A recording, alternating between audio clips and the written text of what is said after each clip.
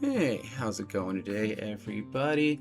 I wanted to take a little time and share what I have learned during my first week editing and really trying to create and grow a YouTube channel. So, one of the things that I'm really focusing on is the 360 VR content. We really want to make immersive videos and content and things that other people can experience if they aren't able to get out, or different parts of the world, things like that. I was heavily influenced by enjoying on my MetaQuest 3 watching videos of walking around places in Japan and other places in the world where I may never go, and then also seeing what it's like. Is it somewhere I do want to go? Can you check the things out? Is it really going to be that amazing experience on there? So this really lets us get into that and talks a little bit about what I've learned and how I edit and getting these 360 experiences up the best way possible so far, and the little I've learned in a week.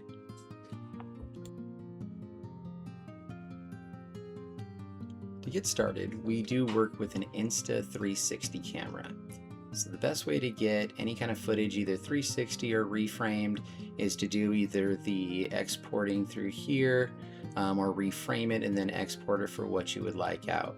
You can do it in Adobe. I've had a lot harder time with the keyframing, and I've had a much harder time with kind of like you're seeing here, where during the editing it gets real jotty. So I've had to move down the editing quality while I'm editing quite a bit, and it still gets real jotty and it's hard to follow, where it is very smooth inside the Insta360 Director software or Studio software. So you'll see when it pauses, it goes back to the normal framing and the good look, but while I'm doing things, it tends to drop down the quality. So the first thing I'm going to do is create a 360, and there's not going to be much editing because I want the whole video. Usually I might cut off some of the beginning or end if we didn't get our main parts in there. We're going to select a 360 export. Now, one thing you don't see too much here is I did use a 0.265 or HEVC codecing for it.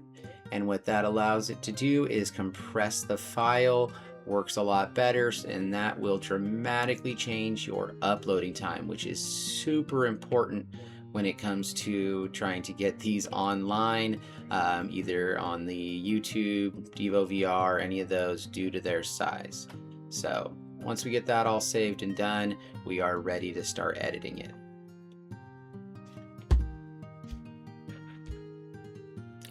Now, for the most control and ability, I have learned that the Adobe Premiere gives you a lot of options.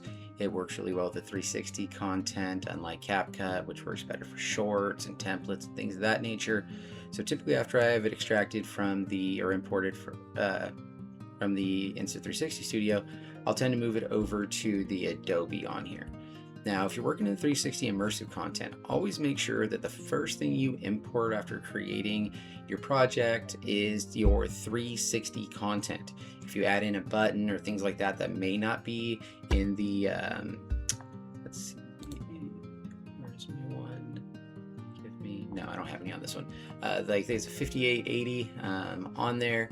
You're not going to get that 360 view. You're going to get a flat view.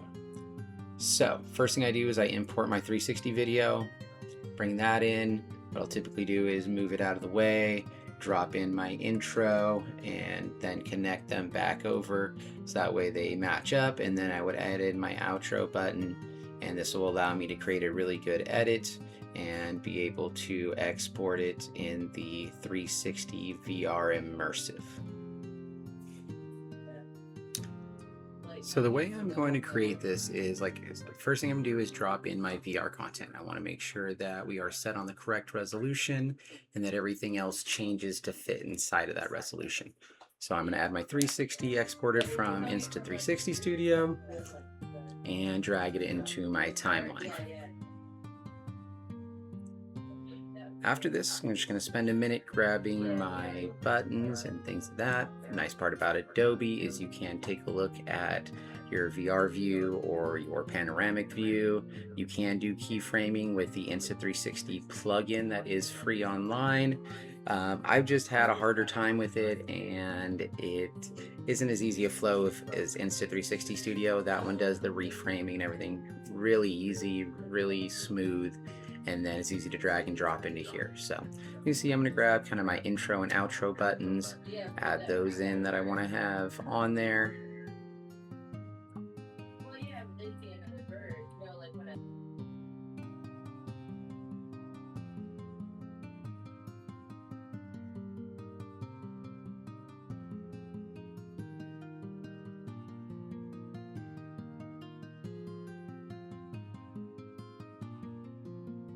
Now I just want to make sure to connect them together and that I don't have any empty areas.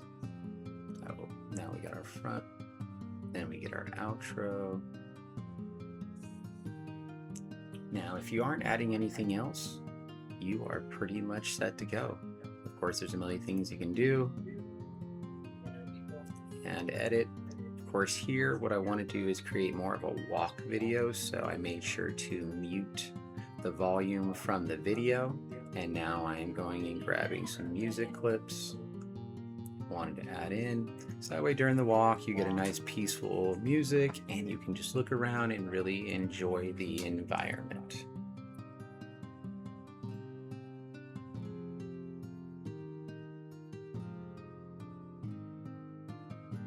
Now, always remember, you do want to double check your settings. I've noticed when you get it about that -12, about 3/4 up, that's a pretty good sound volume on there. People can then adjust in their own headsets, but it allows them to, bring it down or raise it up a bit more so they get the right volume for them. So as usual, I'm double checking my VR settings, make sure it's all playing in the VR. You can hear it coming through. It's pretty loud right there. You see it bouncing all the way to the top. So I will go in and adjust that in a moment.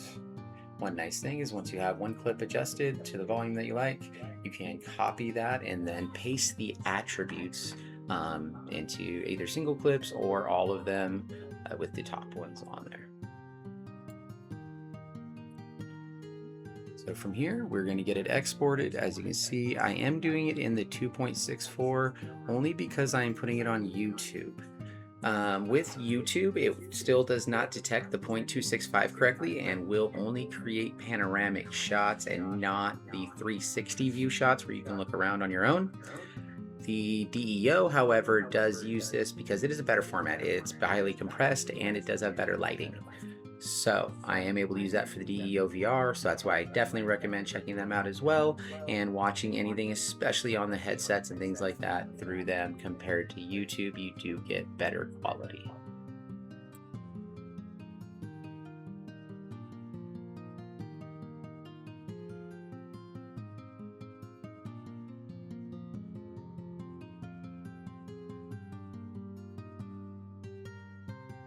So as you see, I've now done that. I've got all my clips in my beginning. Now, what I did a little bit here is I wanted to show that the sound I forgot. So what I wanted to do on this one is make more of a walk, enjoyable, just kind of listening to some music while you walk around the entrance of the aquarium and the sea otter exhibit. So I go down to my main clip and I go to my volume settings, and it allows me to come up and mute it. And then after that, I went and turned my sound down to. A lot of times the music is quite loud. Usually you're going to want it to about 3/4, like a -12 in Adobe, to get good sound.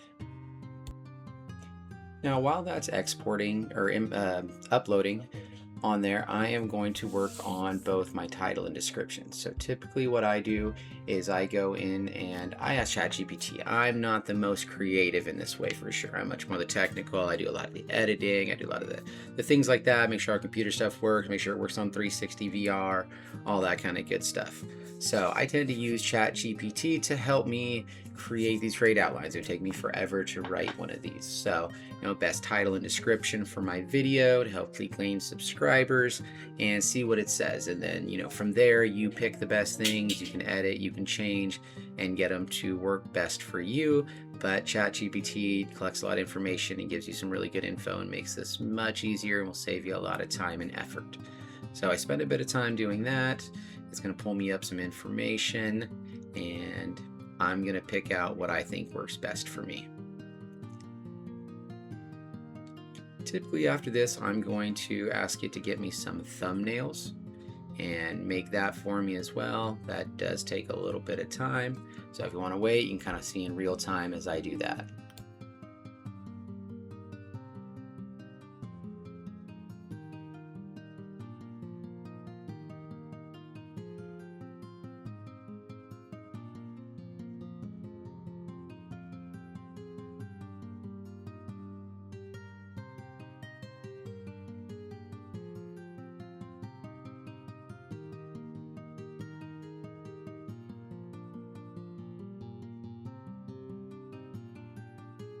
All right, as we can see, it's working. I'm going to take a moment to get me some video images on there. But once we have that, typically you can already move that over into YouTube or DeoVR. If it's a short, over to TikTok, start adding in your titles while it is uploading and then processing. And then most of them will do copyright checks right from the start, make sure that everything is legitimate on there and that you're not going to get any trouble, which is great. And that's pretty much how you get it all started. As you see, it popped me up a nice little image. Definitely would have taken me hours to make something like that.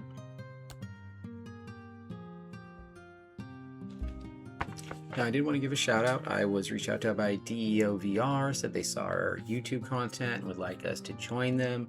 So we've really been working to go over there. So we are on YouTube, DeoVR, and TikTok.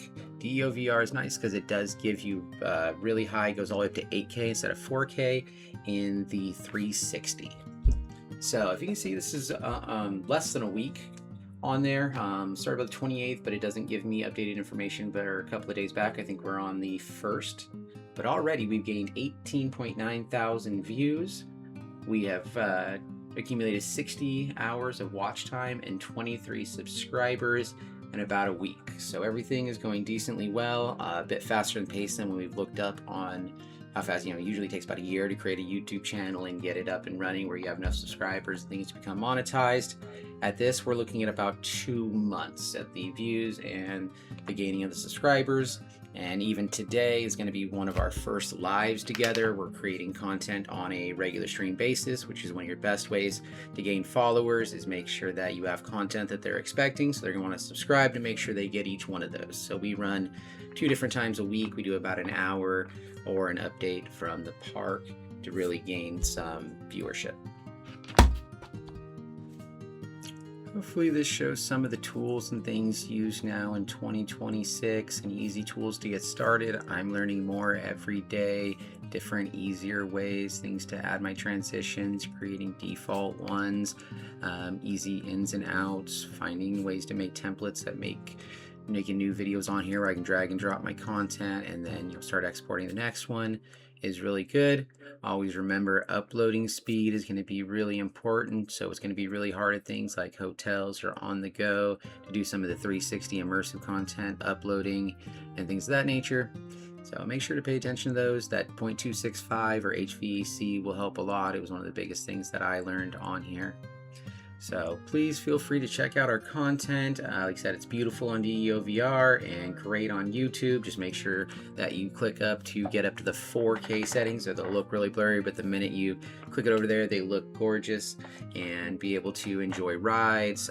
What I really like is the just calm walks, meditative walks, and things of that nature. You can just look around Disney Park on there and get those things. We will be doing new videos again for July and 4th of July at Disneyland, so please look forward to our new content on there, and we look forward to seeing you next time. You have yourself a wonderful day.